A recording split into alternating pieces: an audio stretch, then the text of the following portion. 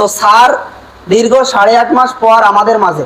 তো স্যারের থেকে আমাদের এটা একটা নতুন জার্নি, লং টাইম বাইরে কাজ করে আসছে, আমাদের সাথে লং টাইম কাজ করছে, আমরা স্যারকে চিনি। আমরা চাই ডিফারেন্ট কিছু আমরা শিখবো প্রত্যেকে, আমি শিখবো, আমার স্টুডেন্টরা শিখবে, আরো যারা আছে সবাই শিখবে। তো আসলে স্যারের কাছে শিখার শেষ নেই, সেটা ক্রিকেট হোক আর ক্রিকেটের বাইরের বাইরের বিষয় হোক।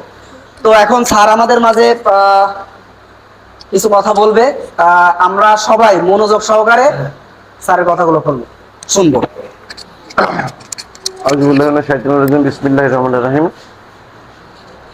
উপরওয়ালার অশেষ রহমতে আবারও আমি আমার জেলায় ফিরে আসতে পারছি, এই জন্য উপরওয়ালার প্রতি কৃতজ্ঞ। আসলে কাজের তো শেষ নাই, অভিজ্ঞতারও শেষ নাই। আমি গিয়েছিলাম প্রথমত 4 মাসের জন্য, চুক্তি ছিল 4 মাস। 4 মাস কাজ করে চলে আসতে হবে আমাকে। যাই হোক, হয়তো আমরা 2 জন গিয়েছিলাম, একজন ফেব্রুয়ারি মাসেই 105 দিনের মাথায় চলে আসে, আমাকে ছাড়ে নাই এমসিএফ। শেষ পর্যায়ে অনূর্ধ্ব-16 ন্যাশনাল টিমের হেড কোচ দায়িত্ব পালন করে মালয়েশিয়াতে টুর্নামেন্ট করে ফিরলাম। সবই উপরওয়ালার ইচ্ছা, ধৈর্য ধরলে হয়তো প্রত্যেকটা মানুষ এরকম ফল পাবে। এখানে তোমরা যারা আছো, আমার স্টুডেন্ট, তোমরা যারা আছো, আমি দেখতেছি অনেক পুরাতন স্টুডেন্ট। এখানে সাগর আছে, প্রবাসে এখন থাকে। অনেকে আছে যারা ক্রিকেট খেলে না, কিন্তু তারা, আমি চাই যে আমাদের বিসিএসপির এই বন্ধনটা আরো অটুট হোক ভবিষ্যতে। যারা বাইরে আছে, পিয়াস, আমি মালয়েশিয়াতে গিয়েছি, পিয়াস দেখা করতে এসছে, হাবিব দেখা করতে আসছে, বাংলাদেশ থেকে নোমান গেছে, ও দেখা করছে, মানে সবাই খোঁজ খবর নিচ্ছে, যারা যারা শুনছে আমি মালয়েশিয়াতে গেছি। তারপরে ইলিয়াস আসছিল মাঠে, ইলিয়াস, হ্যাঁ, ও আসছে আমার সাথে দেখা করার জন্য। এটা আসলে অনেক বড় ভালোবাসা, ভালোবাসা ছাড়া সম্ভব না এটা। তারপরে 2-4 দিন আমি ছিলাম ওইখানে। আমার বেশ কিছু ছোট ভাই ভাগার, ওরা প্রতিনিয়ত আসছে, যোগাযোগ রাখছে আমার সঙ্গে মালয়েশিয়াতে। মায়ানমারের দিনগুলো ছিল আমার জন্য খুব কষ্টের।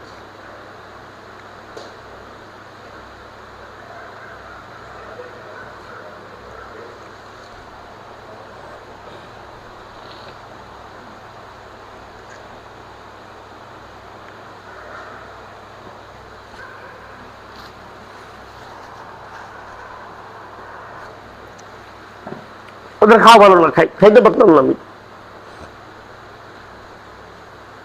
এমনি সবকিছু ভালো ছিল, ভাষা কিচ্ছু বুঝতাম না, বাট আমি যতটুকু জানতাম ইংরেজি বা আমার ক্রিকেটের আকার ভঙ্গি এগুলো দিয়ে বুঝাই দিতাম ওদেরকে। সমস্যা হয়নি কাজের ক্ষেত্রে আমার, আলহামদুলিল্লাহ। তোমাদের দোয়ায় আমি অনেক ভালোভাবে কাজ করে আসছি ওইখান থেকে, অনেক অনেক ভালোভাবে। এবং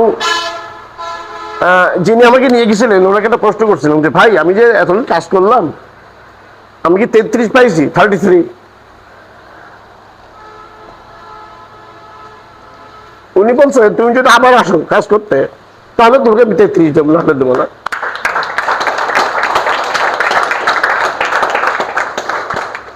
যাই হোক, আমার সবার সন্তানের মতো সারাদিন আমাকে যে ভালোবাসো, এইটা তো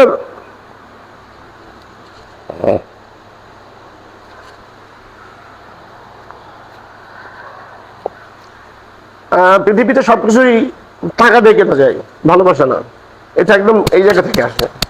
প্রত্যেকটা মানুষের প্রতি ভালোবাসা হয়তো একটু ভিন্ন, কিন্তু ভালোবাসা ভালোবাসাই, যেটা কোনো মূল্য রেখে না যায় না। আজকে আমি খুশি, খুবই খুশি, খুশি বললে ভুল হবে, যে সারাটা রাত তোমরা আমার জন্য বসে আছো।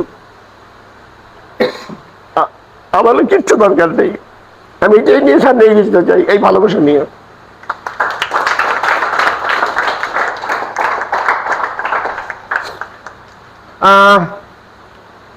যেটাই হয়েছে, সারাদিন অনেক পরিশ্রম হয়ে গেছে। আমরা হয়তো অনুষ্ঠানটা শেষ পর্যায়ে চলে আসছি, শেষ হয়ে যাবে এখানে। সময় থাকলে হয়তো আর একটু কথা বলতাম, অবশ্যই সবকিছু শেয়ার করবো তোমাদের সঙ্গে যখন যেখানে হবে, একাডেমিতে, একাডেমির বাইরে মায়ানমারের দিনগুলো কেমন ছিল আমার আরো ক্লিয়ার জানতে পারবা, সেটা এখন বলা সম্ভব না। তবে আমি খুব ভালো ছিলাম, ভালো রাখতে হয়েছে আমাকে। ওই যে বললাম, খাওয়া দাওয়াটা খুব কষ্ট ছিল, কিচ্ছু খাইতে পারতাম না। একই ধরনের খাবার সকালে, দুপুরে, রাত্রে, মাঝে মাঝে নিজে রান্না করে খেয়ে নিতাম। ওই হোটেলের রান্নাঘরে গিয়ে ভাই দাও তো খালি পানি দিলাম, আমাদের নিয়ম নাই, ও দেবে না। তারপরে ওদের সাথে রিলেশনটা এমন ছিল, খুব চোর হইতে হয়েছিল বাধ্য হয়ে। যাই হোক, ওরাও আমাকে খুব মিস করতেছে। আজকে সকালে, গতকাল যখন মুজিকে বিদায় দিই এই সময়টাই রাইট, ওদের 5টায় গাড়ি আজকে ভোরে, একদিন পরে তোমাদের সঙ্গে আছি আমি। গতকাল বলেছিলাম মানমার টিমের সঙ্গে, ওরা অনেক কান্নাকাটি করলাম আসার সময়। যাই হোক, আমি একটু